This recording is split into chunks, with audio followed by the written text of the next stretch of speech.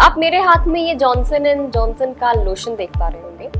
ये वही कंपनी है जो एक वक्त में मम्मियों का स्टेटस सिंबल हुआ करती थी, लेकिन अब इस ट्रस्ट वर्दी ब्रांड का धीरे धीरे डाउनफॉल शुरू हो गया है। इसे लेकर अब ये खबर है कि जॉनसन एंड जॉनसन ने इंडिया में अपने सबसे बड़े मैन्युफैक्चरिंग प्लांट को बेच दिया है। Hi, this is Bhavna and you are watching good returns.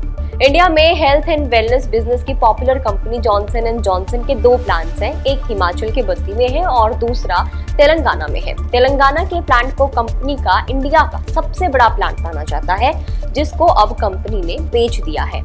ये प्लांट तेलंगाना के पेनजेरला में था और इसे हेट्रो को बेचा गया है। जॉनसन एंड जॉनसन का मैन्युफैक्चरिंग प्लांट 55.27 एकड़ पे फैला हुआ है।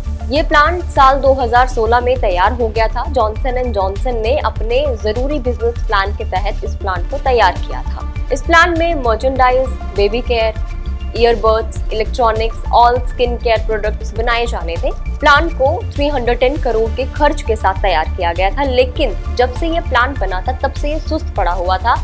लेकिन बात है कि इतनी लागत से तैयार किया गया प्लांट, जो कि इंडिया में सबसे बड़ा था, उसे क्यों बेचा गया?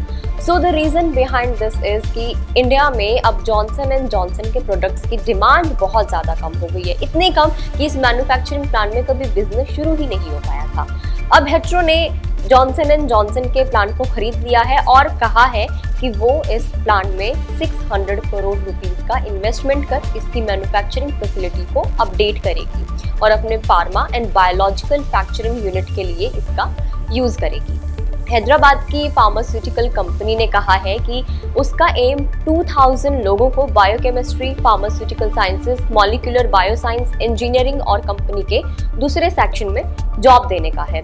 दोनों कंपनी में क्या कुछ फाइनेंशियल डील हुई है वो अभी तक सामने नहीं आई है। अगर हम जॉनसन एंड जॉनसन की स्टोरी पर नजर डालें तो 1886 से कंपनी अपनी सर्विसेज दे रही है।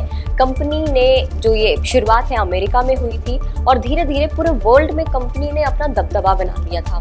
करीब 60 कंट्रीज में कंपनी के ऑपरेशंस हैं और 175 कंट्रीज में कंपनी के प्रोडक्ट्स बेचे जाते हैं।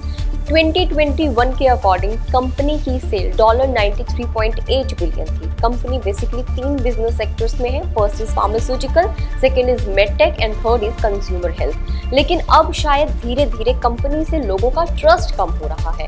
कंपनी के प्रोडक्ट्स की डिमांड कम हो रही है। अभी हाल ही में कंपनी ने फैसला लिया था कि वो अपने टेल्कम पाउडर को 2023 से नहीं बेचेगी। पूरी दुनिया भर से 38,000 केसेस कंपनी के अगेंस्ट फाइल किए गए थे। आरोप था कि बेबी पाउडर में केमिकल सब्सटेंस है एस्बेस्टस, जिससे ओवरी कैंसर होने का खतरा होता है। अमेरिकन एकेडमी ऑफ पीडियाट्रिक्स ने भी जॉनसन एंड जॉनसन के पाउडर को ना यूज करने की एडवाइस दी थी। इस केस में कंपनी पर $3.5 बिलियन का चार्ज भी लगा था।